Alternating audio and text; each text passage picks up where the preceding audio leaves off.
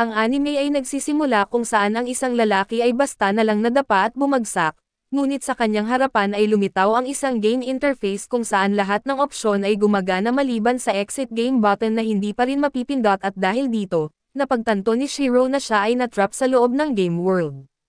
Lumabas na ang bagong release na DLC ng Elder Tale ang naging dahilan kung bakit napakaraming players ang na-stock sa laro. Alam niyang walang mangyayari kung mananatili lang siya kaya't kinontak niya ang dati niyang kaibigan gamit ang friend list, at ang kanilang muling pagkikita matapos ang ilang taon ay nangyari sa hindi inaasahang pagkakataon. Si Sugo na hindi na nakapaglaro sa loob ng 2 taon ay nag-login muli matapos marinig ang tungkol sa update, ngunit natagpuan din ang sarili niyang natrap at lahat ng nasa paligid nila ay tugma sa laro na maging ang pakiramdam ng paghipo ay tunay na tunay at nang makonfirm nilang hindi ito panaginip, nagdesisyon silang dalawa na magtipon ng impormasyon tungkol sa mundong ito. Kahit nananatili pa ring magagamit ang kanilang inventory at skills at iginiit ni Shiro na huwag munang lumabas ng bayan dahil hindi nila alam ang magiging parusa kapag namatay sila, habang nag-uusap sila na isang bato ang nahulog mula sa itaas at dito lumantad si Akatsuki, isang assassin na minsan na nilang nakasama sa party para umakma sa malamig at walang emosyong imahe ng isang assassin. Pinili ni Akatsuki ang isang matangkad na male avatar kaso naging sobrang hirap gumalaw dahil sa update, nagdesisyon siyang bumili ng item para baguhin ang itsura ng karakter mula kay Shiro. Nang bumalik ang katahimikan na isang cute na babae ang lumitaw sa harapan nila at dahil sa pasasalamat kay Shiro na niligtas siya sa panganib, nanumpa si Akatsuki ng katapatan bilang kanyang master at ipinangako na protektahan siya anuman ang mangyari. Sa pagkakaroon nila ng isang assassin na expert ay mas lumaki ang tsansa nilang mabuhay at kinabukasan, dumating ang 3 sa bayan at napansin nilang dumami ang mga NPC na tinatawag silang mga tao ng lupa, samantalang ang mga natrap na players ay tinatawag na adventurers. Nang makita nila ang iba't ibang prutas at pagkain ay bigla nilang naalala na hindi pa sila kumakain mula nang makarating sila sa game world, nakabili na si Akatsuki ng paborito niyang dessert at bagaman mukhang masarap ang pagkain, lahat ito ay may lasa lang na parang plastic. Bigla na lang may nag-message kay Shiro na si Marie at ito ang Guildmaster ng Crescent Moon Alliance, ay nag-invite sa kanya para magpalitan ng impormasyon tungkol sa laro at pagpasok nila sa Guild Hall, humanga ang lahat sa kakaibang pananaw ni Marie. Agad na tumakbo si Marie papunta sa mga bisig ni Shiro ang kanyang maapoy na personalidad ay bagay sa kanyang papel bilang healer. Sa maikling pag-uusap ay nalaman ni Shiro ang kasalukuyang sitwasyon ng laro, ang mga teleportation gate sa pagitan ng mga lungsod ay hindi na gumagana dahilan upang maraming players ang sumali sa malalaking guild. Dahil sa update ng laro ay naging lubos na iba ang mga monsters at quests at umaasa si Marie na sasali si Shiro sa kanyang grupo, dahil magulo at delikado ang mundo sa labas at mas ligtas kung mas marami silang kakampi. Ngunit dahil minsan na siyang natraidor ng isang guild ay tumanggi si Shiro sa alok niya. Pagkaalis ng lahat ay napansin ni Shiro ang mga nalilito na players sa kalsada at nagpasya siyang suriin ang sitwasyon sa labas ng beginner village sa gabi, ngunit pagkalabas pa lang nila ay agad silang nakatagpo ng grupo ng level 20 na squirrels. Kahit na sila ay mga level 90 players dahil bago pa lang sila sa game world, hindi pa nila alam kung paano gamitin ang kanilang mga skills kaya naman nabuo ang nakakatawang eksena kung saan ang mga low-level na halimaw ay humahabol sa mga max-level na manlalaro. Sa gitna ng laban ay aksidenteng gumamit si Akatsuki ng isang makapangyarihang skill at di niya alam kung paano nangyari, ngunit biglang naintindihan ito ni Shiro at sa pamamagitan ng pag-lock sa target at pagsabay ng galaw ng katawan at mga incantation, nagiging posible ang pag-activate ng mga skills. Dahil sa game update ay daan-daang libong manlalaro ang nadala sa game world na tinatawag na Elder Tale, hindi ito tulad ng ibang laro kung saan ang kamatayan sa laro ay kamatayan din sa totoong buhay at sa mundong ito, ang bawat pagkamatay ay nagreresulta sa respawn sa isang revival point, ngunit kapalit nito ay ang pagkawala ng bahagi ng mga alaala sa totoong mundo. Kapag ang isang manlalaro ay namatay ng ilang ulit ay tuluyan silang magbabago at magiging katutubo ng game world. Matapos ang ilang araw ng pagsasanay ay natutunan ni Shiro at ng iba pa ang paraan ng pakikipaglaban sa mundong ito. Sa kanilang pagbabalik ay napansin ni Shiro na may sumusunod sa kanila at sa puntong iyon, iminungkahi ni Akatsuki na siya ang mag-scout sa unahan habang isinasabay ang pagpapahusay sa kanyang kakayahan bilang tracker. Ang tracker ay isang uri ng subclass sa mundo ng Elder Tale. Bukod sa pagkakaroon ng pangunahing klase ay maaaring magsanay ang mga manlalaro sa iba pang subclasses. Bawat subclass ay may sariling mga kasanayan gaya ng stealth movement na ginagamit ni Akatsuki noon. Nang maghiwa-hiwalay sila at nakapansin si Shiro ng pag-aalala dahil sa mga isyo sa seguridad na binanggit ni Marie, kahit ipinagbabawal ang labanan ng mga adventurer sa loob ng mga lungsod, may ilang manlalaro pa ring gumagawa ng player killing sa labas para makuha ang gamit at ari-arian ng iba. Dahil hindi na magagamit ang mga mapa sa labas ng lungsod, mas mataas ang tsansa ng mga ambush, at lalong dumami ang player killing sa ligaw at pagdating nila sa Healing Institute, biglang nahulog si Natsugo sa isang magic trap. Bagaman agad siyang pinalaya ni Shiro mula sa pagkakabihag at ang mga manlalarong nabubuhay sa pamamagitan ng player killing sa ligaw ay sila naman ang tumarget, mabilis na pumasok sa labanan ang dalawang panig. Gumamit muna si Shiro ng skill upang i-lock ang kanilang paningin, at matapos makumpirma ang posisyon ng mga kalaban ay sumabak si Natsugo sa unahan. Napansin ng mga kaaway na si Shiro ang sentro ng koponan kaya nagpadala sila ng assassin upang atakihin siya, ngunit ito mismo ang inaasahan ni Shiro at gumamit siya ng mental bind upang igapos ang assassin at habang si Natsugo, ayon sa utos ay gumamit ng skill upang pansamantalang mapunta sa kanya ang aggro ng mga kalapit na kalaban.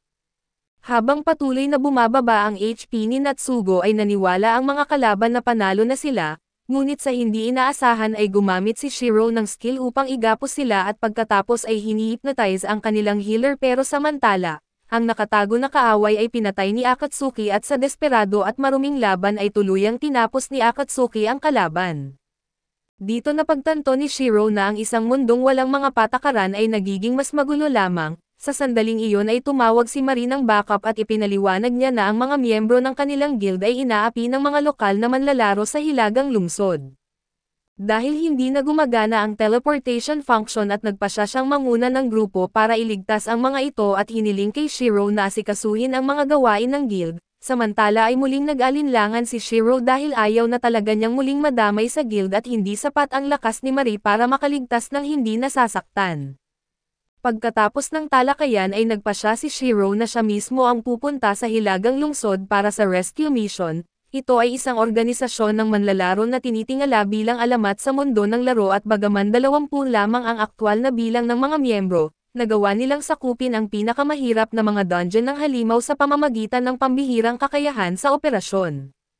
Dati si Shiro ang pinakamataas na commander ng grupong ito at pagkatapos tanggapin ang hiling ni Marie para sa rescue, pinatunog ni Shiro ang Beast Summoning Flute at lumitaw ang dalawang griffon sa harapan ni Akatsuki. Nakilala niya agad ang mga ito bilang mga bihirang gamit na nakukuha lamang kapag nakalampas sa napakahirap na dungeon. Sa paanyaya ni Shiro ay nakasakay si Akatsuki sa isang flying mount sa unang pagkakataon.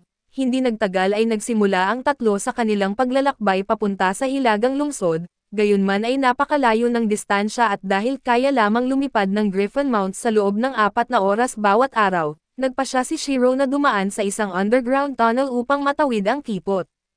Ang tanawin dito ay lubos na naiiba sa kanilang nakikita sa mga screen. Ang pakiramdam ng pagtapak sa mga lumang riles ng mina ay nagbigay sa tatlo ng kaba at pangamba at biglang, napakaraming halimaw ang humaharang sa kanilang daraanan. Para hindi masayang ang oras ay napilitan sina Shiro na dumaan sa isang lumang inabandonang kalsada, nagpahinga ang grupo sa isang safe zone at kumakain ng pagkaing walang lasa at simula nang madala sila sa game world, lahat ng pre-made meals mula sa sistema ay parang kandila ang lasa. Tanging ang mga pampalasa at prutas lamang ang nananatiling may totoong lasa. Bigla namang nakipag-ugnayan si Marie kay Shiro na ibinunyag na nakontak na niya ang rescue target. Sa ilalim ng proteksyon ng mabubuting estranghero na ligtas si Sarah sa kasalukuyan at lumabas na matagal na pala siyang nagtatago sa bahay ng ibang tao. Dahil hindi siya makalabas ay ginugol niya ang mga araw sa paggawa ng gawaing bahay, na nagpalakas din sa kanyang subclass. Ang bayan na kanilang kinaroroonan ay may bully guild na hindi lamang tina-target ang mga adventurer kundi maging ang mga NPC ay ginagawang alipin at napansin ng pinuno nito si Sarah. Samantala matapos magpahinga ay ipinagpatuloy ni Shiro ang kanilang paglalakbay sa tunnel. Sa pagtawid nila sa gitna ng isang tulay ay biglang gumuho ito at nahulog si Shiro sa ilog sa ilalim at habang nawawalan siya ng malay, nagsimulang lumitaw ang mga alaala ng mga nakaraang pangyayari sa laro. Dahil sa kanyang pambihirang kakayahan sa pagsusuri at pamumuno ay unti-unting nakilala si Shiro bilang Supreme Commander, ngunit walang turing sa kanya bilang kaibigan at bagkus ginamit lamang siya bilang kasangkapan upang madaig ang mga dungeon. Ang matagal na pagsasamantala na ito ang nagtulak kay Shiro na tuluyang mawala ang kanyang tunay na dahilan ng paglalaro, hanggang sa nakatagpo siya ng debauchery party kung saan muli niyang natagpuan ang tunay na kahulugan ng paglalaro. Habang nalulunod siya sa mga alaala ay isang boses ni Akatsuki ang bumalikwas sa kanya sa realidad, nang nahulog siya sa tubig ay agad siyang sinisid ni Akatsuki upang iligtas at pagkatapos masiguro ang kanyang kalagayan, ipinagpatuloy ng grupo ang kanilang paglalakbay. Ngunit hindi inaasahan isang dambuhalang halimaw ang humaharang sa kanilang labasan at kaagad nagbigay ng combat order si Shiro. Gumamit si Natsugo ng skill para makuha ang aggro ng halimaw habang sinamantala ni Akatsuki ang pagkakataon upang magdulot ng pinsala. Sa tulong ng mahahalagang control skills ni Shiro ay unti-unting nabawasan ang HP ng halimaw. Sa tamang sandali ay ginamit ni Shiro ang mental shock laban sa halimaw na isang skill na nagpapababa ng attributes ng kalaban habang pinapalakas ang atake ng kakampi. Dahil sa napakalaking buff na ito ay nabiyak ni Akatsuki ang halimaw sa kalahati gamit ang isang malakas na atake. Pagkalabas nila sa tunnel ay sinalubong sila ng isang napakagandang tanawin na hindi pa nila kailanman nakita. Samantala sa mismong lugar na pinupuntahan ni Shiro para sa rescue, isang lalaking nagngangalang Dequaz ang sumasakop sa lugar sa pamamagitan ng dahas at umaasa sa bentahe ng dami ng kanilang guild. Walang awang sinasamantala nila ang mga lokal na manlalaro. Kung sino man ang lumaban ay paulit-ulit nila itong pinapatay at ang target ng rescue mission na si Sir Ara ay pinalad na makatanggap ng tulong, kaya pansamantala siyang nakatakas sa habol ni Dequaz ngunit magtatagumpay kaya si Shiro sa pagligtas sa kanya.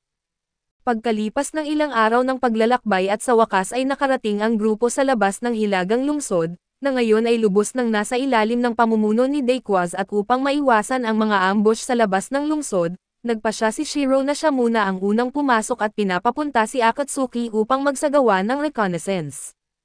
Ilang sandali lang ay pumasok na rin ang grupo ng direkta sa lungsod, gayunpaman ang inaasahang pagsalakay ay hindi nangyari at sa halip isang nakakatakot na atmosphere ang bumababalot sa mga lansangan, dahil kailangang agad nilang makuha si Sara na napilitan si Shiro na isasantabi muna ang kanyang mga pagdududa. Matapos silang muling magkita na ikinagulat ni Shiro na ang tumulong pala kay Sara ay ang dati niyang kasamahan na si Nayenta. Ilang minutong kwentuhan lang ang lumipas bago nalaman ni Nayenta ang pakay ni Shiro at agad siyang pumayag na bumalik sa Akihabara kasama nila. Ngunit hindi pa man natatapos ang usapan ay nagbigay babala si Akatsuki kay Shiro na nalantad na ang kanilang lokasyon. Nang makita ang takot sa mukha ni Sara ay agad na inilunsad ni Shiro ang plano ng pagtakas subalit dahil may mga spy ang kaaway na nakakalat sa buong lungsod, mabilis silang natunton.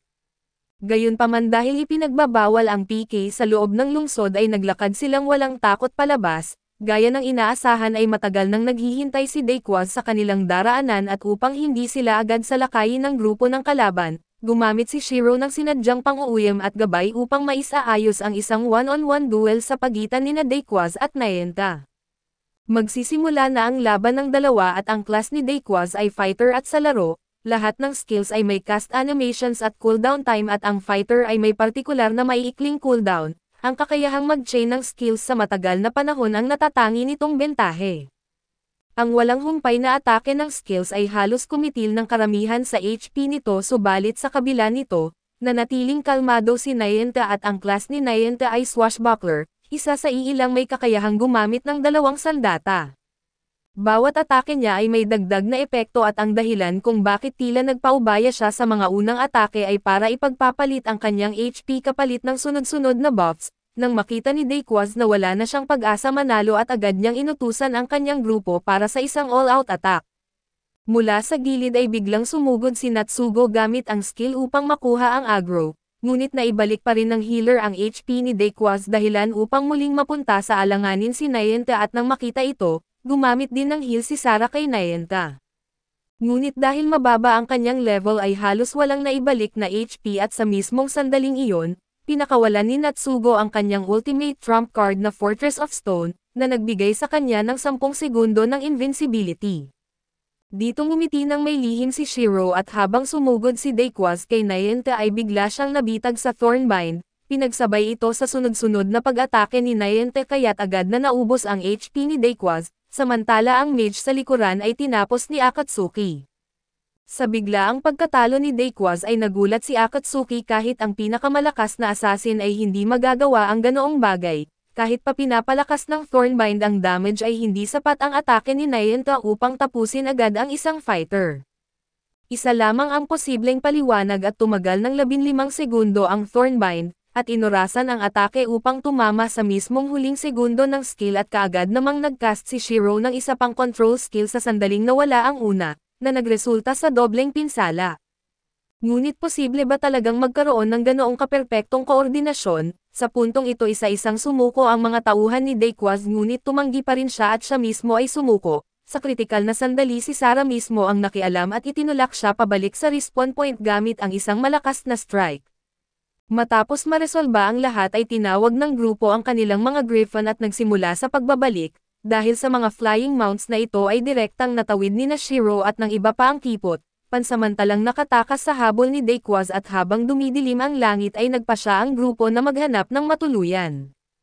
Bagaman iba-iba ang pagkaing nakahain sa kanilang harapan na lahat ng iyon ay may lasang plastic kapag kinain, habang tinatanggap na lang nila ito ay biglang kumalat ang isang napakasarap na amoy at noon lang nila napansin na nag-iiho ng karne si Niente.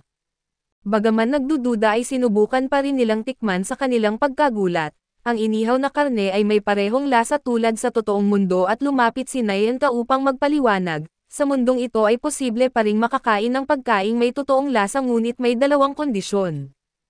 Una ay kailangang ihanda ito ng mano-mano at pangalawa, ang nagluluto ay dapat may chef subclass sa max level at nangyari nga na ang subclass ni Niente ay chef ay maxed out na ito, mula nang madala sila sa mundong ito bawat pagkain ay parang bubog na nilulunok halos hindi na matiis.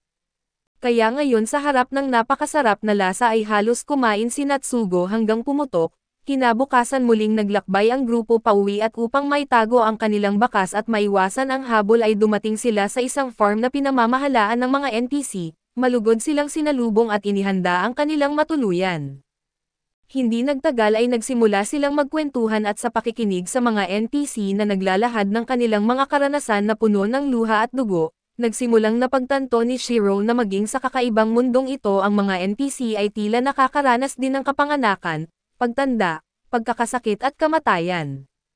Bawat isa sa kanila ay may sariling kwento kaya't para silang tunay na mga katutubo ng mundong ito na kung ihahambing, ang mga manlalaro tulad nila ay para bang mga dayo na taglay ang labis na lakas sa pakikipaglaban at ang kakayahang muling mabuhay matapos mamatay, habang pinagmamasdan ni Shiro ang dalawang kapatid na NPC na naglalaro sa kanyang harapan ay napalalim ang kanyang pag-iisip. Noon habang naglalaro siya ay nakatagpo siya ng dalawang bagitong magkapatid, dahil sa lubos nilang kasiyahan sa paglalaro hindi naiwasan ni Shiro na maging parang guro nila at gumugol ng oras sa paggabay sa kanila. Ngunit matapos ang sakuna ay nadamay din sila sa pagsasamantala ng kanilang guild. Hindi lamang sila napilitang magbigay ng gamit araw-araw kundi inutusan din sa iba't ibang monster hunting task sa isang ganitong misyon, dahil sa napakalaking agwat ng level sa pagitan ng guild leader at ng mga miyembro, ang lahat ng halimaw ay nakatuon ang atake sa leader na dahilan upang bumagsak ang kanilang formation. Ilang kasamahan ang namatay dahil dito na kahit alam ng batang lalaki na maling desisyon ito ng leader, hindi siya naglakas ng loob magsalita dahil sa takot sa mas malalang parusa at sa araw ng pagbabalik ni Shiro sa Akihabara, muling nakatagpo ng batang lalaki si Shiro. Ngunit matapos ang lahat ng nangyari ay nagbago na ang lahat at mapapansin kaya ni Shiro ang kanyang kalagayan, makialam kaya siya at ano nga ba ang hiling ng lalaking ito na labis na ikinagulat ng dalawang babae.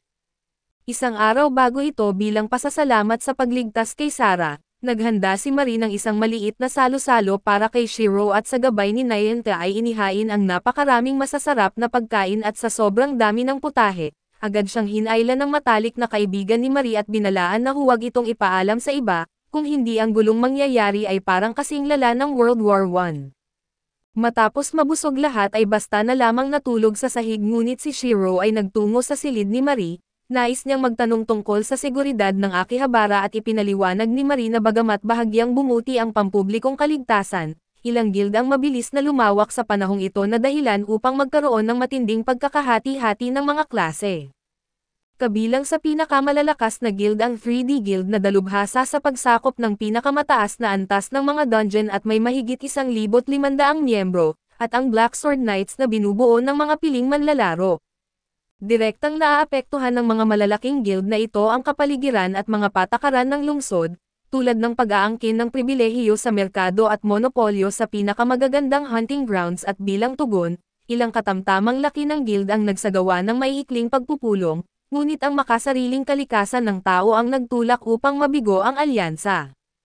Higit na mahalaga dahil tumaas sa level 100 ang level cap ng Elder Tale sa bagong expansion, sabik ang mga manlalaro na marating ang pinakamataas na antas at naging labis na hinahanap-hanap ang double X potions, ngunit ito ay ipinamamahagi lamang sa mga low-level players.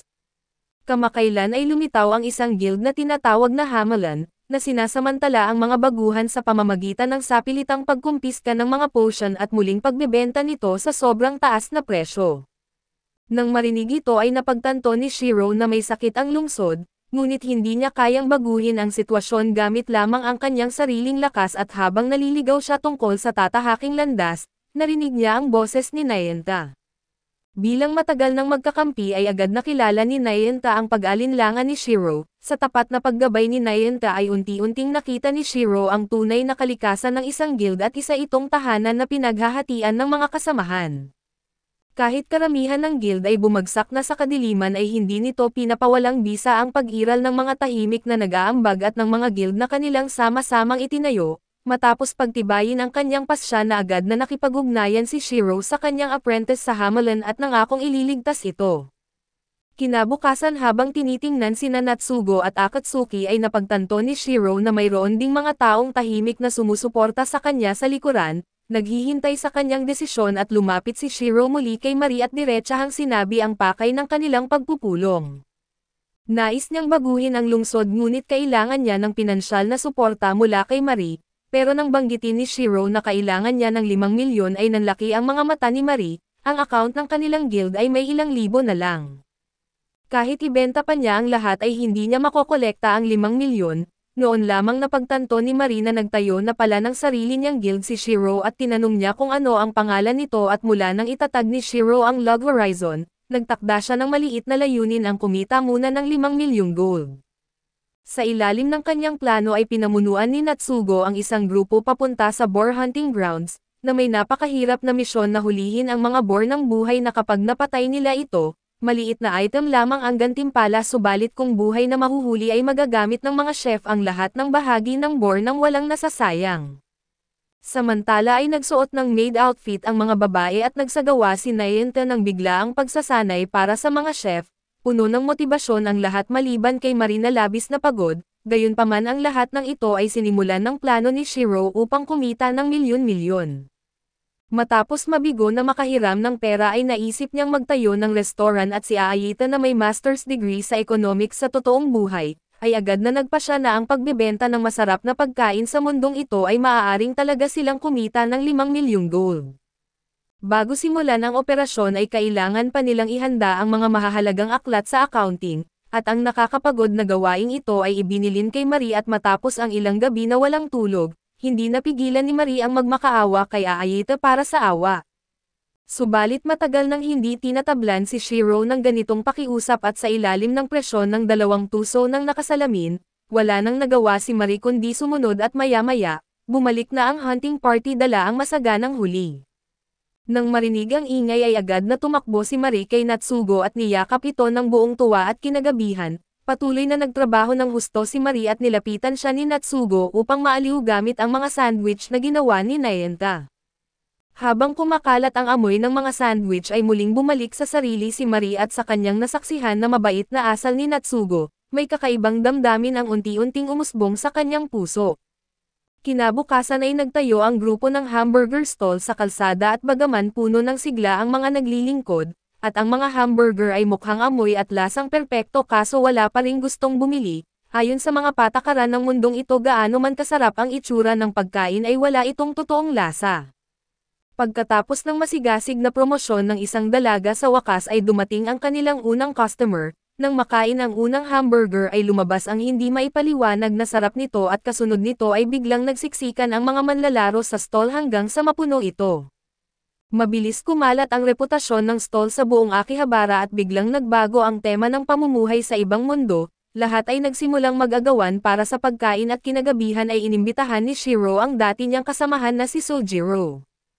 Dahil sa natatanging karisma ni Sojiro sa mga babae at hiningi ni Shiro na siya ang maging front desk ng hamburger stall, lalo pang sumigla ang negosyo at naabot nito ang bagong tugatog at matagumpay na naisagawa ang unang hakbang sa pagbabago ng mundo, at sisimulan na ang tunay na plano. Nakakuha si Shiro ng 4.5 milyon na panimulang kapital mula sa pagbenta ng hamburger recipe. Ang susunod na hakbang ang pinakamahalagang yugto ng kanyang plano para baguhin ang lungsod, dahil ang pagpupulong ay pinangunahan ng tinaguriang legendary conductor at lahat ng malalaking guild ay tinutukan ito ng seryoso. Sunod-sunod na dumating ang mga pangunahing guild at ikinagulat pa ni Shiro na napuno ang buong bulwagan. Diretsyong sinabi ni Shiro ang kanyang pakay at nais niyang pagandahin ang kapaligiran ng Akihabara, subalit matapos niyang magsalita, agad na tumutol si William at ito ang pinuno ng Silver Sword Guild. Ang Silver Sword Guild ay isang purong combat guild at para sa kanya ang guild building ay parang bangko lamang, tungkol naman sa kapaligiran ng lungsod ay wala siyang pakialam at hindi natitinag at ipinagpatuloy ni Shiro ang pagpapahayag ng kanyang pananaw. Sa lungsod na ito ay halos walang itinuturing na ilegal kaya't maraming manlalaro ang malayang gumagawa ng masasamang gawain, higit pa rito dahil walang sariling pamahalaan at lalo lamang lumalala ang ganoong asal ay iminungkahi niyang bumuo ng isang roundtable organization upang pamahalaan ang legal na sistema ng lungsod, ngunit itinuro ng 3D Guild na maraming kahinaan ang roundtable. Ito raw ay isang mundo ng survival of the fittest at kung may guild na tatanggi na sumunod, maaari itong magdulot ng malakihang digmaan na isang bagay na salungat sa orihinal na layunin ng pagtatatag ng roundtable. Kahit karamihan ay tumututol na nanatiling kalmado si Shiro dahil 4 na oras bago ang pulong ay nabili na niya ang buong guild building. Para sa mga matitigas ang ulo na guild ay maaari siyang gumamit ng sapilitang hakbang tulad ng direktang pagpapaalis sa kanila mula sa Akihabara. Bukod dito ay nagsisilbi rin ang guild building bilang bangko ng lahat ng manlalaro at ngayon, sa isang utos lamang ni Shiro ay maaari niyang ipagbawal ang sinumang manlalaro na gumamit ng bangko at ito ang kanyang alas sa negosasyon. Matapos makita ang barahan na hawak ni Shiro ay nagsimulang magbago ang saloobin ng mga dumalo, kasabay nito at inihanda na rin ni Shiro ang mas mahalagang operasyon at ito ang pagligtas sa mga baguhang manlalaro ng Hamalan. Para sa misyon na ito ay nakipag-ugnayan na siya sa kanyang apprentice ng mas maaga at inatasan si Akatsuki na magbigay ng suporta sa pasukan, si Natsugo naman ang nagbantay sa respawn point, gayunman habang tumatakas ay natuklasan ng mga mataas na opisyal ng Hamalan ang apprentice. Sa kabutihang palad ay isinusugal ng nakababatang kapatid ang kanyang buhay upang matakasan nila ang sitwasyon, sa mismong sandali na nakatakas ang dalawa ay sapilitang isinara ang mga tarangkahan ng guild, kaya natrap ang lahat ng mataas na opisyal ng Hamalan sa loob ng gusali. Matagal nang balak ni Shiro na gamitin sila upang maitatag ang kanyang awtoridad, matapos mailigtas ang lahat ng mga baguhang manlalaro ay diretsyong inalis ni Shiro ang mga pribilehiyo ng Hamalan bilang guild at ipinatapon sila mula sa Akihabara. Sa matagumpay na pagkumpleto ng rescue plan ay nagsagawa si Shiro ng isang pagpupulong para sa buong lungsod at sa pamamagitan ng kanyang iba't ibang mapanghikayat na hakbang, tuluyang naunawaan ng lahat ang pangangailangan ng pagtatatag ng isang roundtable council. Pagkatapos ay ipinunto ni Shiro ang ilang mahahalagang patakaran ng roundtable. Una, ang pinakamahalaga ay ang pagpapabuti ng kapaligiran ng lungsod at ang mga kalsada ay mistulang patay at walang buhay at upang mabago ang sitwasyong ito, ibinahagi na niya sa publiko ang sikreto ng pagluluto ng pagkain. Habang nagtitinginan ng may pagtataka ang ilang combat guild at inanunsyo ni Mitika at ito ang pinuno ng production guild, na sa pamamagitan ng pinagsamang pagsisikap ng kanilang mga guild ay matagumpay nilang na-develop ang isang steam engine na isang bagay na orihinal na wala sa mundong ito. Nang marinig ito ay napagtanto ng lahat na hindi na ito basta laro lamang kundi isang tunay na mundo, basta may sapat na mataas na kasanayan ang mga manlalaro at maaari silang lumikha ng iba't ibang bagong kasangkapan, ito ay isang napakahalagang simbolo ng pag-unlad ng sibilisasyon. Bukod pa rito habang mas marami pang kasangkapan ang naiimbento, unti-unting lalago ang ekonomiya ng merkado at magkakaroon ng mas maraming oportunidad ang malalaking production guild, kaya mababago rin ang kapaligiran ng lungsod at nang makita ito ay nagsimulang magpahayag ng suporta ang malalaking production guild para sa pagtatatag ng Round Table Council. Susunod iminungkahi ni Shiro ang ikalawang patakaran na ang paglaan ng mga hunting zone sa ligaw. Nais niyang ipagbawal ang duel laban sa mga low-level players dahil sa kasalukuyan ay nagiging isang panig lamang na masaker ang ganitong laban. Habang nakatuon pa rin ang atensyon ng lahat sa pagpupulong ay inilahad ni Shiro ang kanyang huling punto, mula nang dumating sila sa mundong ito at sa pananaw ng mga NPC ay sila ang mga orihinal na naninirahan dito. Sa pamamagitan lamang ng kanilang masipag na paggawa tumatakbo ng normal ang mga pangunahing tungkulin ng mundo. Kung walang humpay na pagsasamantala ang gagawin sa mga NPC ay malamang ay hahantong ito sa digmaan sa pagitan ng mga manlalaro at ng mga NPC. Dahil dito ay naniniwala si Shiro na dapat tretuhin ang mga NPC ng pantay at sa puntong ito, opisyal nang naitatag ang Round Table Council at unti-unting muling nabuhay ang sigla ng Akihabara. Gumawa muli si Shiro ng isa pang malaking hakbang, binili niya ang isang buong gusali upang magsilbing punong tanggapan ng Round Table Council. Iminungkahi ni Karasin mula sa Production Guild ang ideya ng pagkuha ng mga NPC upang lalo pang mapababa ang gastos, gayunpaman may kutob si Shiro na may ilang NPC na palihim na nagmamasid sa lahat ng kanilang ginagawa. Dumating si Maridala ang mga regalo upang bumati sa kanila at sa kanilang pagkagulat. Ang gusali na dati ay mukhang luma at sira-sira na 2 araw lang ang nakalipas ngayon ay parang bago na muli, nang kanilang alamin ay si Mataka mula sa Production Guild ang tumulong. Nagsisimula ng maging maayos ang lahat, gayunpaman maraming kahinaan pa rin ang kasalukuyang sistema ng kalakalan at una na rito ang hirap sa pagkalkula ng labor costs, na nagiging dahilan upang hindi makapagtakda ng makatarungang presyo. Samantala ay nakatagpo si Nayenta ng mga apprentice ni Shiro na nais sumali sa Log Horizon, kaso nag-atubili dahil sa kanilang mababang level, subalit nang malaman ni Shiro ang kanilang kagustuhan ay agad niya silang tinanggap. May isang lalaki na nagpagod ng mahigit 40 magkasunod na gabi para lamang magamit ang kanyang production skills at makagawa ng iba't ibang kagamitan na orihinal na wala sa mundong ito. Nang halos mamatay siya sa pagod ay dinala siya pabalik sa realidad ni Marie. Lumabas na nais ni Marie na dalhin ang lahat sa beach ngayong tag-init, ngunit hindi ito ikinatuwa ni Ita at si Marie ay isa sa mga kinatawan ng Round Table Council at paano siya magtutuon lamang sa paglalaro buong araw. At nang makita ang malungkot na mukha ni Marie, agad nakaisip si Shiro ng solusyon na panalo para sa lahat. Titipunin nila ang lahat ng mga manlalaro na mababa sa level 40 sa lungsod at pangungunahan sila papunta sa beach para sa pagsasanay sa ngalan ng Round Table. Hindi lamang nito matutulungan ang mga baguhan na mabilis na mag-level up, kundi matutupad din ang hiling ni Marie na makapunta sa beach. Kinabukasan habang naghahanda ang lahat para sa training site ay napansin nila ang isang grupo na nakadamit na parang mga dayuhan. Pagkatapos magpakilala ng pinuno ay nalaman ni Shiro na sila ay isang organisasyon ng NPC na binuo ng rehiyon at dumating sila upang humingi ng suporta ng mga adventurer sa hinaharap.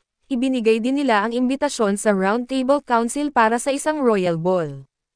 Lubhang nag-alala si Krusty mula sa 3D Guild at natatakot siyang baka ito ay magbunsod ng malakihang digmaan sa pagitan ng dalawang panig. Ngunit base sa pagsusuri ni Shiro hindi magsisimula ng gulo ang mga NPC laban sa mga manlalaro, at pagdating sa level at lakas ng labanan ay malayo ang agwat ng mga NPC kumpara sa players. Kalaunan ay tinalakay ng Round Table Council ang tungkol sa ball, kaso lahat ay matitigas ang ulo at tumanggi para sa iba't ibang dahilan. Matapos ang paulit-ulit na diskusyon at si Shiro ang napili bilang dadalo at isinama rin niya si Krusty at Mataka, naglakbay ang grupo patungo sa event.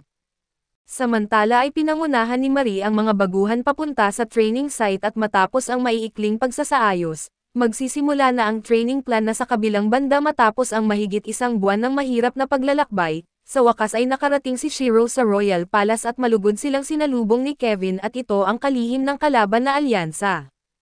Habang si Shiro at ang kanyang mga kasama ay may kaunting pagkailang, si Krusty naman ay may pambihirang kakayahan sa pakikisalamuha at walang kahirap-hirap na nakipag-usap sa iba't ibang business-related na pagbati at papuri. Ngunit sa mga oras na iyon ay napansin ni Shiro na ang mga nakapaligid na NPC ay tila may itinatagong matinding pagkamuhi, mukhang hindi magiging kasing simple ng inaasahan ang pagbisitang ito sa ball. Kasabay nito ay natupad din ni Marie ang kanyang munting hiling na makapunta sa beach kasama ang lahat, ngunit ang tila payapang tagpo na ito ay maaaring panimula lamang ng paparating na bagyo at sa mundo ng Elder Tale. Karamihan sa mga dungeon ay tinitirhan ng mga low-level monsters habang ang ilang high-level dungeon naman ay naglalaman ng mga makapangyarihan at matatalinong halimaw. Dahil dito ang pagsakop sa mga dungeon ay nangangailangan ng mataas na antas ng pagtutulungan, at ang training camp na ito ay partikular na idinisenyo para dito batay sa iba't ibang klase. Hinati ang mga baguhang manlalaro sa ilang grupo at bawat grupo ay kailangang magsagawa ng strategy meeting bago sumabak sa isang dungeon. Ang dalawang apprentice ni Shiro ay napunta sa iisang grupo at sa unang pagpapakilala ng sarili, nagpakita ng labis na kumpiyansa ang warlock na si Cody at nagreklamo patungkol sa mababang level ni Manori, gayong siya mismo ay level 23 lang. Paglaon ay nagsimula na ang grupo sa strategy meeting kaso bago pa man matapos ni Manori ang pagbuo ng formation, ang dalawang pangunahing damage dealers ay biglang sumugod sa dungeon. Bilang mga baguhan na nasa level 20 lang ay wala silang kaalaman tungkol sa tamang formation at ang low defense mage pa ang nauna, dahil sa mataas nilang moral ay nagsimula ng maayos ang grupo ni Manori at sunod-sunod nilang natalo ang ilang skeleton monsters. Ngunit unti-unting naging arrogant si Cody at patuloy na gumamit ng skills upang asarin ang mga halimaw, na kalaunan ay nakakuha ng sobrang aggro at tuluyang winasak ang formation ng team at hindi na maabot ng mga healer sa likuran ang mga warriors, habang malapit na silang lumunin ng mga skeleton isang nakakahiyaring sitwasyon ang naganap sa panig ni Shiro. Ang kalihim ng general ng kaharian ay biglang humiling sa mga kinatawan ng round table na sumayaw. Halos matakot si Shiro at agad itong tinanggihan ngunit kaagad namang pumayag si Krusty kaya't wala nang nagawa si Shiro kundi sumabay ng may pag-atubili. Sa sandaling iyon ay tumayo si Akatsuki at pinigilan siya at lumabas na ang kanyang pangunahing class ay Bard. Sa mundong ito basta't Bard ang kapareha sa sayaw ay automatikong nai-activate ng system ang mga dance steps. Sa ilalim ng magandang himig ay pinangunahan ni Akatsuki si Shiro sa isang sayaw na malatula at nakakaantig. Kinabukasan habang tinatamasa ng lahat ang masarap na lokal na almusal at nagbigay ng mungkahi si Shiro, ayon sa impormasyong nakuha mula sa kalihim ng general kahapon ay tatagal ng kalahating buwan ang ball na ito, at pagkatapos ay darating din ang mga lord mula sa iba't ibang rehiyon. Naniniwala siya na susubukan ng mga lord na makuha ang suporta ng round table upang mapanalunan ang tulong ng mga adventurer. May isa pang napakahalagang punto at simula nang madala sila sa mundong ito ay halos tumigil na ang mga manlalaro sa pagtanggap ng mga commission mula sa NPC. Gayon din ang mga may hawak ng royal title ay hindi rin humihingi ng tulong mula sa mga manlalaro, kaya naman sa darating na ball tiyak na susubukan nilang suhulan ang mga manlalaro sa pamamagitan ng ilang kondisyon. Nais ni Shiro na humiling ng dagdag na suporta mula sa headquarters at iniutos kay Akatsuki na bantayan ang mga lord sa buong proseso. Ito ay isang mundo ng laro kung saan walang permanenteng kamatayan na kapag bumababa sa 0 ang HP ng isang manlalaro sila ay nagre-revive sa starting shrine, gayunpaman mula nang madala sila sa mundong ito ay natuklasan ng mga manlalaro na bawat revival ay nagdudulot ng pagkawala ng bahagi ng kanilang alaala. Sa pamamagitan ng pananaliksik ng ilang iskolar ay natuklasang sinusunod ng mundong ito ang konsepto ng kaluluwa at katawan. Ang MP ng isang manlalaro ay kumakatawan sa kaluluwa at habang ang HP naman ay katawan, sa sandaling mapatay ang isang adventurer ay naghihiwalay ang kaluluwa at katawan bago muling magsanib sa starting shrine, kasama ng pagbaba ng experience points bilang parusa sa kamatayan.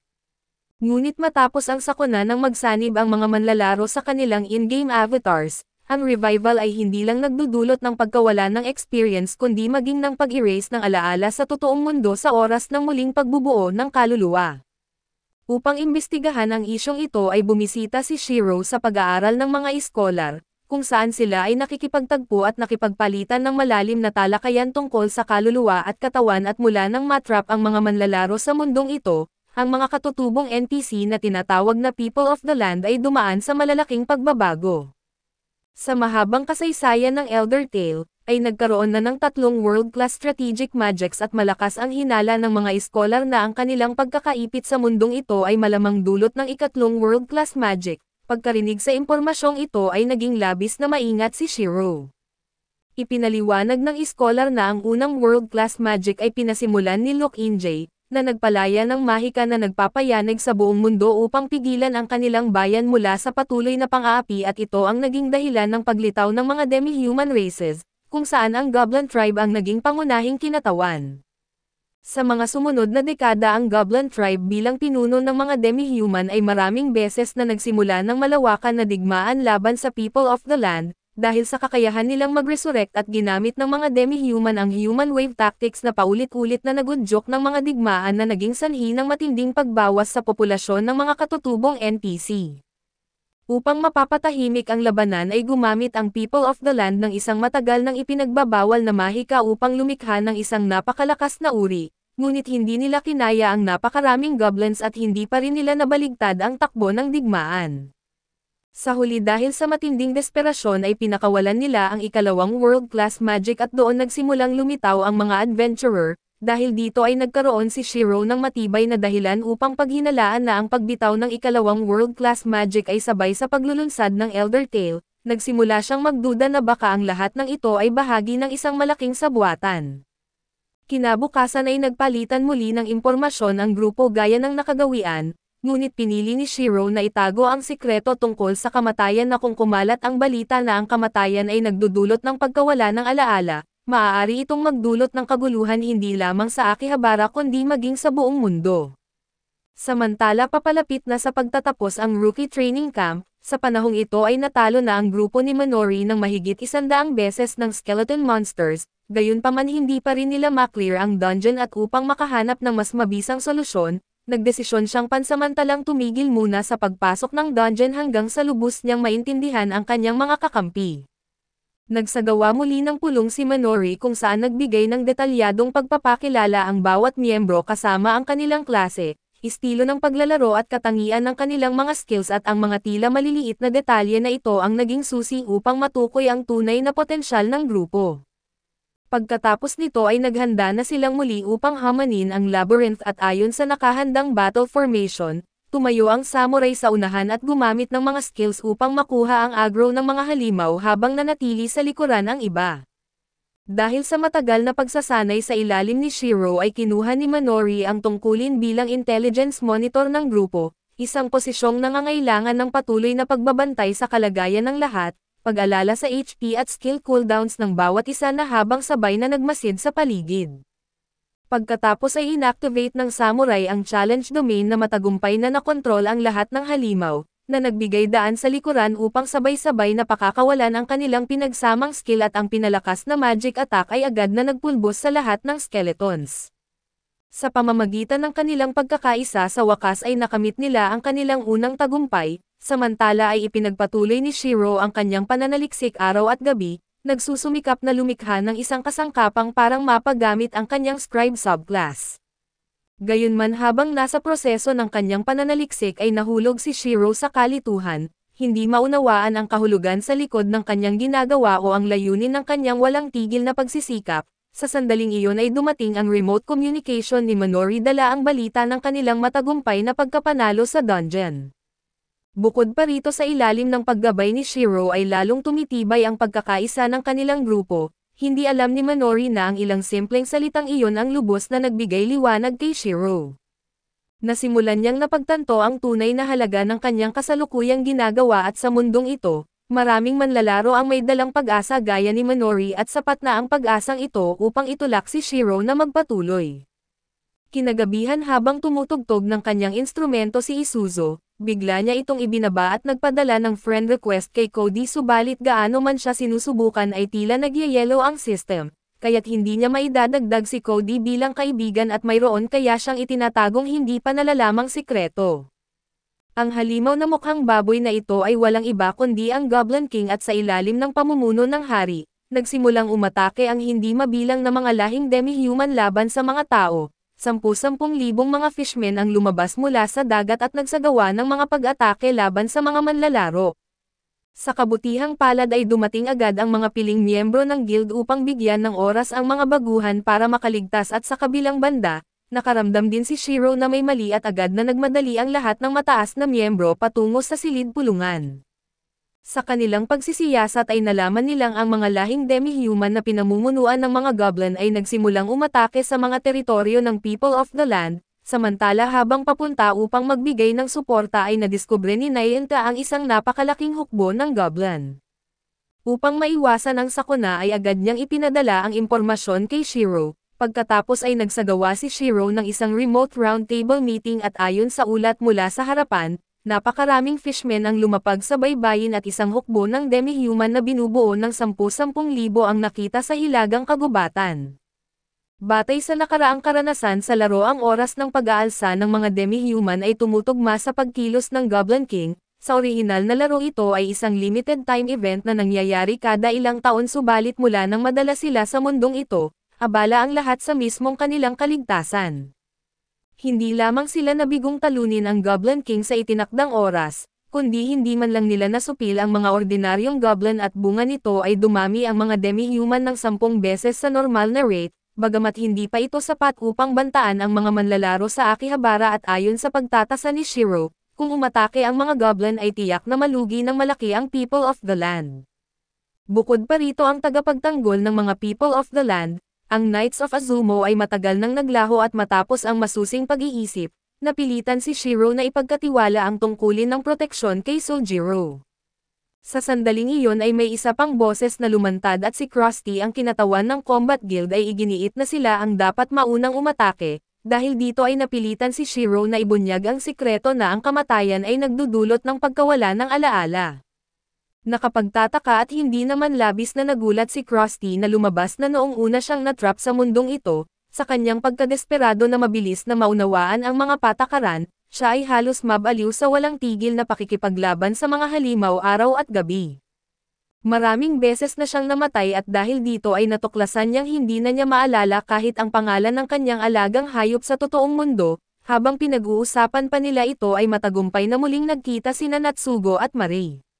Napansin ng grupo ang napakalaking liwanag ng apoy sa malayo, marahil mula sa unahang puwersa ng hukbo ng demi-human, at base sa kanilang direksyon ay malinaw na balak nilang sakupin ang pinakamalapit na nayon upang gamitin itong imbakan ng pagkain. Dahil sa pagmamadaling pigilan ang pag-atake ng mga goblin ay nagmadali ang lahat patungo sa nayon, kaso huli na sila. Ang tumambad sa kanilang paningin ay isang guho na nilalamon ng apoy at habang pinagmamasdan nila ang winasak na nayon, nakaisip si Manori ng isang matapang na ideya. Samantala si Shiro ay patuloy pang nag-iisip kung dapat bang magpadala ng tropa upang suportahan ang pamilya Maharlika. Hindi niya alam na matagal nang nagtatalo ang mga ito sa pagpupulong at nais ng mga Maharlika na magpadala ng mga adventurer bilang tulong militar, ngunit sa parehong oras ay ituring silang libreng manggagawa. Subalit matagal nang alam ng prinsesa ang mga tunay na hangarin ng mga nakatataas. Matagal nang naglaho ang tagapagtanggol ng people of the land at upang mabawasan ang kanilang pagkalugi, binabalak nilang isuko ang ilang teritoryo para makipaglaban sa mga goblin.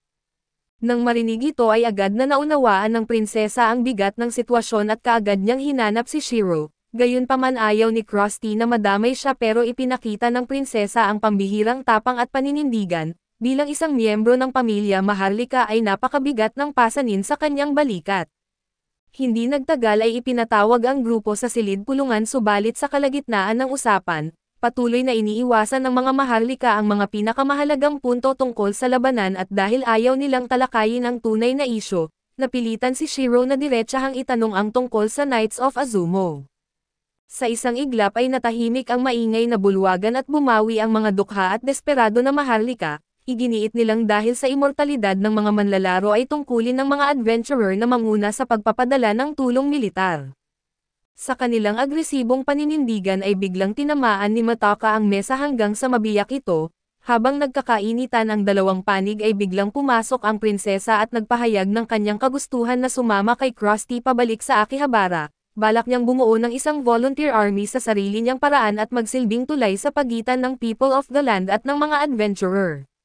Matapos niyang masabi ang mga salitang ito ay labis na napapahiya ang mga Maharlika, ngunit nang isiwalat ng prinsesa na naglaho na ang tagapagtanggol ng bayan at bigla silang nag-alsa sa matinding galit, na para bang natapakan ang kanilang buntot. Para sa prinsesa ay patas ang mundo at nais niyang ipadala ng mga manlalaro ang kanilang mga tropa upang talunin ang mga goblin, dapat nilang ipakita ang wastong paggalang at nang makita ang matibay na paninindigan ng prinsesa, wala nang nagawa si Krusty kundi pumayag sa kanyang hiling. Ito rin ang kinalabasang pinakanais ni Shiro na sa katotohanan, kung aasa lamang siya sa mga pagpupulong ng Round Table ay wala siyang tiwala na maimpluwensyahan ang buong Akihabara, sa pamamagitan lamang ng prinsesa na tumindig ay tunay na mababasag ang kanilang deadlock. Sa pamamagitan ni Shiro ay nakilala ng prinsesa ang mga manlalaro mula sa pinakamalaking production guild sa lugar, dahil sa lawak ng digmaang ito na tinatayang napakalaking dami ng combat supplies ang kakailanganin. Ang maagap na muling pagdadala ng mga supply sa harapan ay isang pangunahing kondisyon para sa tagumpay. Kasunod nito ay nagbihis ang prinsesa ng isang puting battle outfit, naghahanda para magbigay ng isang masidhing talumpati kinagabihan at sa panawagan ni Shiro ay nagtipon ang karamihan ng mga manlalaro sa lungsod sa harap ng entablado. Ang tinig ni Shiro ay may dalang bigat at lakas na agad na nakahuli ng damdamin ng lahat at ang kasalukuyang sitwasyon ay napakadelikado. Sa harap ng napakalaking hukbo ng mga demi-human ay wala nang sino man ang maaaring manatiling walang kibo, dumating ang pagkakataon ng prinsesa upang humarap. Sa ilalim ng nakakasilaw na liwanag ng spotlight ay nanginginig siyang lumakad pahakbang. Ang prinsesa na lumaki sa karangyaan ay kailangan ngayong isasantabi ang kanyang pride upang humingi ng tulong. Ang kanyang taos-puso na talumpati ay nagbigay pag-asa sa lahat ng manlalarong naruroon at dahil dito, nakalikom ang subjugation army ng 1,200 bihasang mandirigma at kinabukasan, kahit matapos ang isang buong gabi ng pag-iisip ay hindi pa rin mahuhulaan ni Shiro ang susunod na galaw ng mga goblin. Upang hindi sila mapilitang manatili sa depensibong posisyon, kailangan nilang gumamit ng mabilis na tactics na sa kritikal na sandaling ito ay naging napakahalaga ng steamship na naimbento ng mga manlalaro. Inatasan ni Shiro si Krusty na pamumunuan ang grupo ng mga high-level players patungo sa larangan ng digmaan sa pinakamabilis na paraan, habang siya naman ay nanatili sa likuran upang magtatag ng isang kompletong command headquarters. Samantala ang mga mataas na miyembro ng pamilya Maharlika ay binabalak na imbitahan si Motaka para sa isang pag-uusap, dahil sa naging hakbang ng prinsesa ay nanganganib ng gumuho ang alyansa ng People of the Land. Upang agad makuha ang kontrol sa sitwasyon ay umaasa ang hari na makapirma ng mga kasunduan sa Round Table. Itinuturing ang Round Table bilang isang kaalyado na bansa at gagamitin ang prinsesa bilang tulay sa komunikasyon ng dalawang panig. Nagbago ang tagpo nang marinig ang tunog ng sipol ng steamship na bumibiyak sa himpapawid at matagumpay na naglayag ang malaking hukbo. Bilang pinakamalakas na combat player sa buong server, si Krusty ang bumuo ng mga layunin para sa operasyong ito. Ito na ang pinakamapanganib na yugto ng Log Horizon at sa harap ng hukbo ng goblin na kasindami ng bundok at dagat, dala ang kanyang battle axe ay tumayo si Krusty mag-isa laban sa 10,000 kaaway, kahit ang 10,000 halimaw ay hindi kayang tabunan ang presensya ng pinakamalakas na manlalaro sa server. Ngunit sa sandaling ito ay lalo pang naging mabangis ang hukbo ng goblin, sumugod na parang rumaragas ang alon at gayunpaman, nanatiling matatag ang mga manlalaro sa front lines gamit ang iba't ibang magic attacks upang durugan ang bawat goblin na sumusugod. Biglang lumitaw ang dalawang napakalaking nilalang ang siege weapons ng lahing demi-human, agad na inilipat ni Krusty ang kanyang target at sa ilalim ng concentrated fire ng mga manlalaro ay agad na naglaho ang isa sa mga giant. Ang atake ng isa pa ay mabilis na naiwasan ni Krusty at sa isang hampas ng kanyang battle axe ay tuluyan niya itong pinaslang. Habang nangingibabaw si Krusty sa larangan ng digmaan ay nagtayo naman si Shiro ng command headquarters sa likuran, lumilikha ng kompletong intelligence communication system gamit ang cipher encryption upang maipasa ang mga ulat mula sa frontline sa real-time. Bagamat tila pabor ang sitwasyon at matagumpay ng nakabuo ng encirclement ang puwersa ni Krusty, nananatiling lubhang nag-aalala si Shiro para sa bayan sa likuran na kapag nabutas ang depensa sa likuran, agad na babagsak ang balanse ng buong labanan. Samantala sa baybayin ng bayan ay lumitaw ang isang nakakakilabot na asol na liwanag mula sa kailaliman ng dagat, paunang hinatulan ni Manori na ito ay ang ikalawang wave ng pag-atake ng mga Murloc, na maaaring umabot sa libu-libo ang bilang. Pagkatapos may padala ang impormasyong ito sa command headquarters, labis na nag-alala si Shiro at agad na iniutos na itodo ang bilis ng steamship at hindi nakapagtataka, nagpas siyang ipagtanggol ni Marie ang bayan hanggang sa huling hininga. Matapos ang kanilang summer training at ang kanilang kakayahan sa pakikipaglaban ay dumaan na sa malaking pagbabago, at ang kanilang teamwork ay naging napaka-seamless. Lahat ng ito ay nagugat sa direktang paggabay ni Shiro kay Manori, na ang tactics at pag-iisip ay sumusunod sa landas ni Shiro. Bilang commander sa group battles ay maingat niyang sinusubaybayan ang paggamit ng bawat skill ng kanyang mga miyembro. Sa tamang koordinasyon kaya nilang talunin ang mga kalaban sa pinakamababang halaga ng sakripisyo. Ngunit habang malapit na nilang tapusin ang labanan at biglang bumuhos ang malakas na ulan mula sa langit, kasabay ng paglitaw ng dalawang Wolf King na may antas na malayong higit sa kanilang grupo at sa harap ng napakalaking agwat ng level, biglang naglaho ang bentahe ni Manori at madaling nabasag ang buong formation ng team. Bumagsak ng mabilis ang HP ni Toya na kahit pa nakatuon ang lahat sa kanyang pagpapagaling, hindi na maiiwasan ang kanilang pagkatalo at sa loob ng 10 segundo ay mauubos ang HP ni Toya at wala na silang magagawa. Sa mismong sandaling iyon ay sumugod si Rudy at hinihila si Toya mula sa mga pangil ng Wolf King at isinakripisyo ang kanyang sariling buhay upang pakakawalan ang pinakamatingkad niyang mahika, at sabay na nasawi kasama ng halimaw. Nang makarating ang grupo sa tabi ni Rudy ay nasa bingit na siya ng kamatayan, kahit paulit-ulit nilang sinubukan na gamitin ang revival magic ay walang naging tugon at noon lamang isiniwalat ni Isuzo ang sekreto ni Rudy na isa pala siyang person of the land, kaya't walang bisa sa kanya ang revival magic. Habang nasa bingit ng kawalan ng pag-asa ang grupo ay tinawagan ni Manori si Shiro sa telepono. Ito ang episode kung saan umangat si Shiro sa antas na parang isang Diyos at nakatingin sa naghihingalo na person of the land na si Rudy. Gumamit si Shiro ng bawal na mahika upang baliin ang mga batas ng buong mundong ito. Sa pilitang binalik si Rudy mula sa kamay ng kamatayan at ginawa siyang isang immortal na adventurer. Ilang sandali bago ito ay walang magawa si Manori kundi tumawag kay Shiro. Desperado na nakikiusap ng tulong at nang malaman ang buong sitwasyon ay agad na iniwan ni Shiro ang lahat ng ginagawa at lumipad papunta sa bayan sa pinakamabilis na bilis na nagawa niya sa kanyang buhay.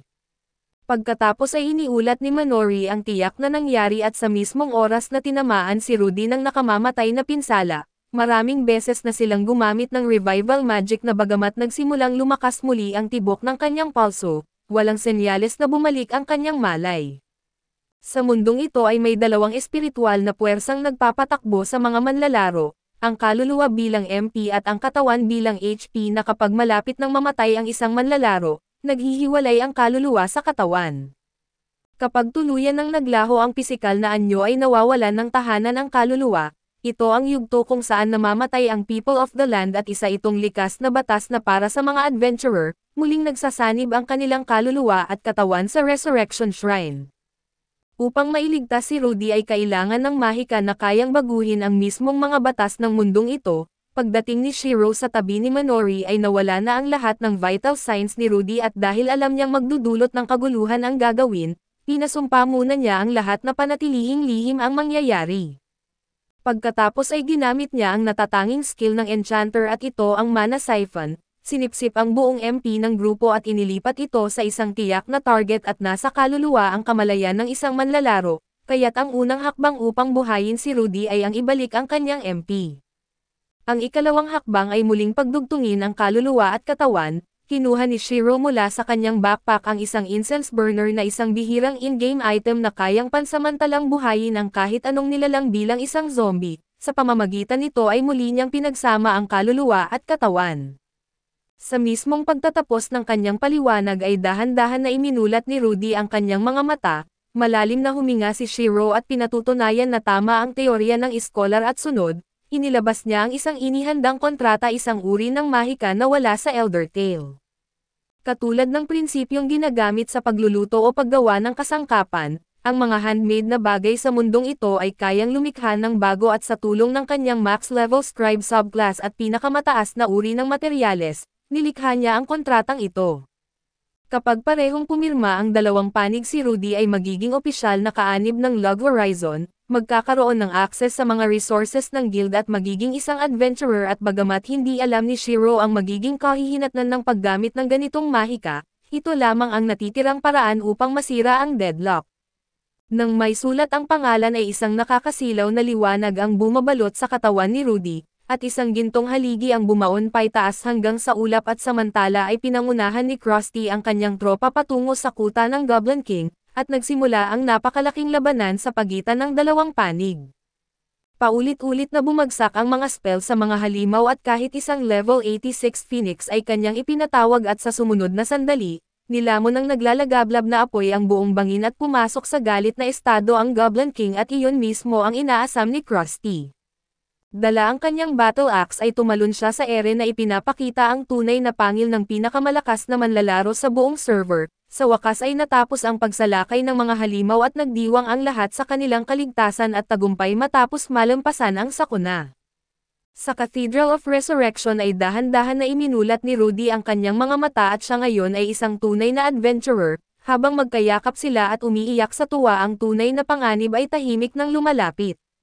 Bilang pasasalamat sa mga adventurer na nagsakripisyo ng kanilang buhay upang tumulong, nagdaos ang pamilya Maharlika ng isang engranding ball upang ipagdiwang, gayunpaman ay marami ang nakaramdam na masyado pang maaga para magdiwang dahil hindi pa tuluyang nalilipol ang lahat ng goblin at palaging may banta ng panibagong pagsalakay.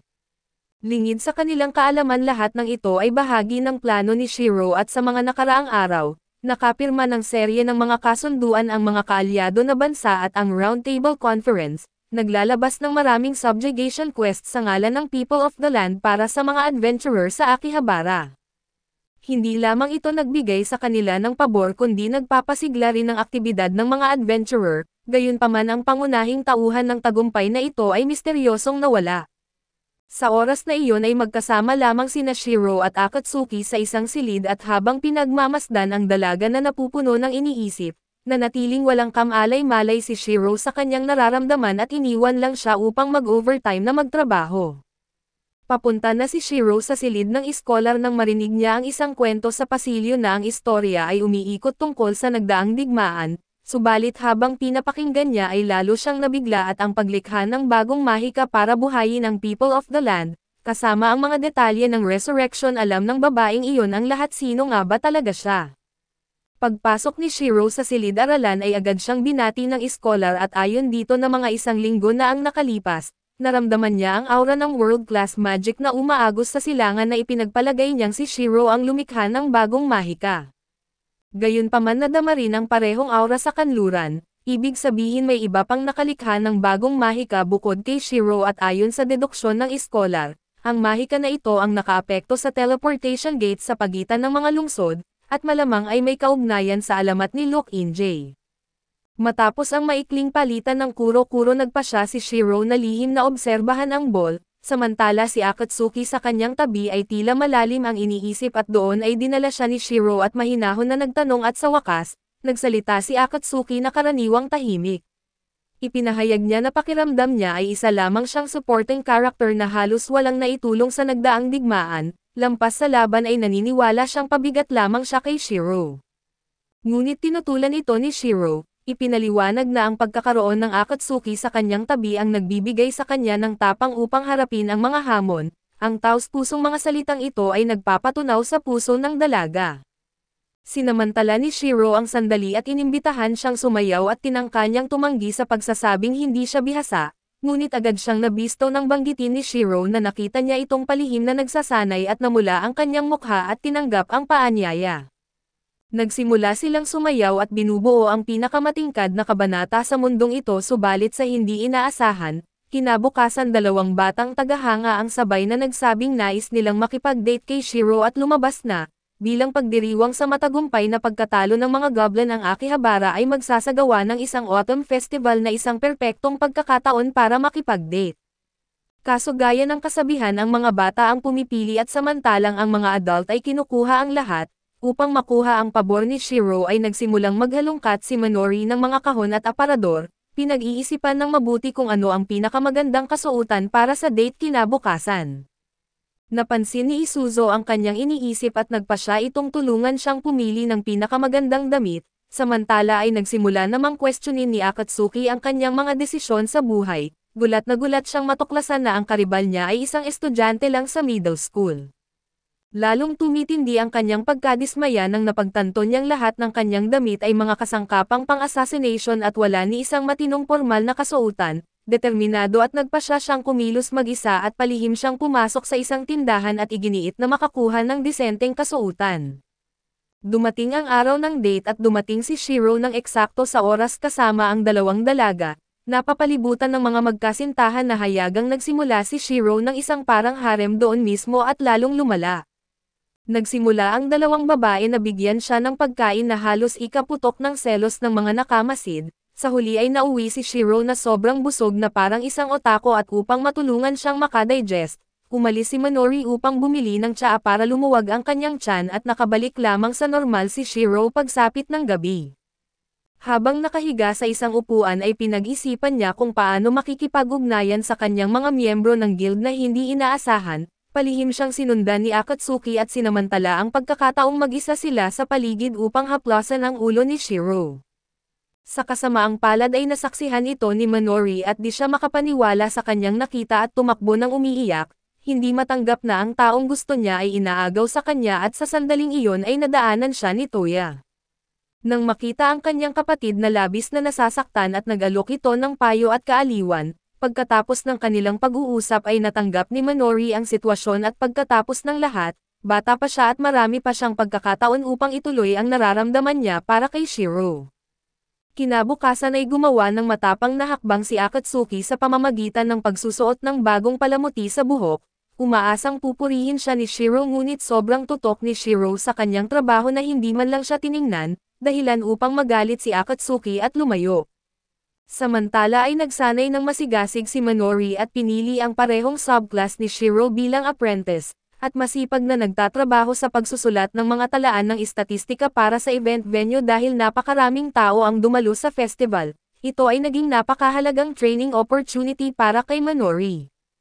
Gayunpaman ay hindi lahat ng kasiglahan ng pagdiriwang ay maganda at lumitaw ang mga pasaway na NPC. Isang noble NPC ang nagdulot ng gulo sa tavern na nagsasalita ng mga pangit na salita na ikinainis ng lahat at habang malapit nang sumabog ang away, dumating si Nayente sa tamang oras upang pigilan ito.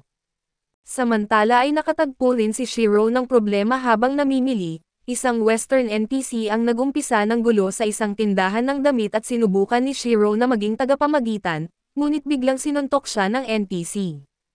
Tumugon si Shiro sa pamamagitan ng pagbibitaw ng matinding killing intent na agad nagpapanginig at nagpatakbo sa NPC, gayunpaman ay nagsimula namang mangudyok ng alitan ang mga people of the land sa paligid. Pinaghinalaan ni Shiro na may isang tao na sinasadyang nag-o-orchestra ng mga insidenteng ito upang sirain ang Akihabara. Sinubukan niyang humanap ng mga pahiwatig mula sa kaguluhan ngunit natuklasan niyang wala itong malinaw na plano. Basta lamang sila nagdudulot ng kaguluhan at gumagalaw ng hindi mahulaan na kahit si Shiro ay pansamantalang nawalan ng kasagutan, bagamat alam ni Shiro ang mga intensyon ng kalaban ay wala siyang konkretong paraan para kontrahin ang mga ito. Habang nahihirapan siyang mag-isip kung paano haharapin ang mga hindi makatwirang kaaway, nakasalubong niya si Sojiro kasama ang grupo ng mga tagahanga nitong babae at dito nakaisip si Shiro ng plano na gagamitin niya ang mga tagahanga upang magsagawa ng malaking stunt, labanan ang Mahika sa pamamagitan ng Mahika. Mabilis na nagkaroon ng epekto ang tuso na planong ito at biglang bumababa ang bilang ng mga insidente ng kaguluhan, lumabas na gumamit si Shiro ng honey trap na ipinapatrol ang mga fangirls sa iba't ibang lugar at sa presensya ng mga kaakit-akit na dalagang ito, kahit ang mga NPC na people of the land ay nabaon sa hiya at hindi na makapagsimula ng gulo. Samantala sa gitna ng isang piging na pinangungunahan ng prinsesa, dumating ng walang paanyaya ang kanluraning NPC merchant na si Malves at humiling ng personal na pag-uusap. Pagbukas pa lang ng kanyang bibig ay agad siyang nagbato ng mga sarkastikong salita at una, tinawag niyang basura ang lungsod at pagkatapos ay tinuligsa ang mga maharlika sa pagtanggap ng parehong piging na dinadaluhan ng mga karaniwang tao. Alam ng prinsesa na isa itong problema ngunit natakot siyang sumagot at lalong lumakas ang loob ni Malves dahil pinapainom niya ng alak ang prinsesa at palihim pang inaamoy ang kanyang buhok, na halos nagudyok ng karahasan mula sa mga panauhin. Sinubukan ng prinsesa na pakakalmahin ang sitwasyon, ngunit bigla niyang ipinahayag na nagdala siya ng 500 toneladang pagkaing dagat bilang tribute at nangangailangan ng malaking imbakan. Nang malapit na itong ayusin ng prinsesa ay bigla niyang sinabi na nakapag-submit na siya ng kahilingan kaso hindi ito naproseso.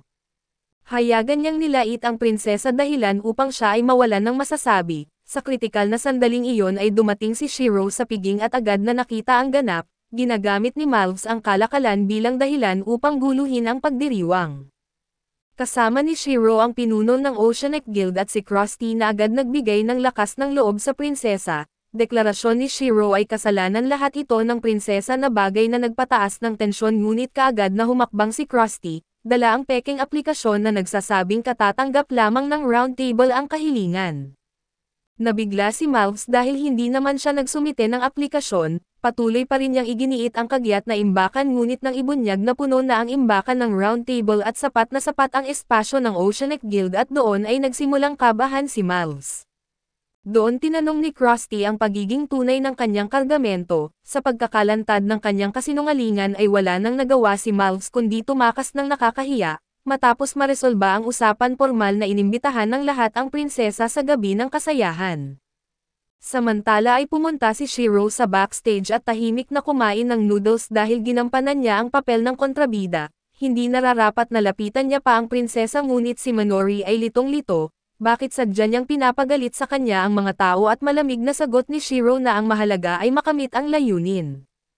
Ngunit mariing sinermonan siya ni Minori at doon lamang naunawaan ni Shiro na palagi niyang inuuna ang pagtulong sa kanyang mga kasama, subalit hindi niya iniisip ang sarili at nangako siya kay Minori na mula ngayon ay bibigyan din niya ng halaga ang kanyang sarili. Hindi inaasahan ay nasaksihan ni Akatsuki ang tagpo na iyon at labis siyang naapektuhan. Lagi siyang nasa tabi ni Shiro kaso hindi niya napansin ang bigat ng kanyang mga pasan.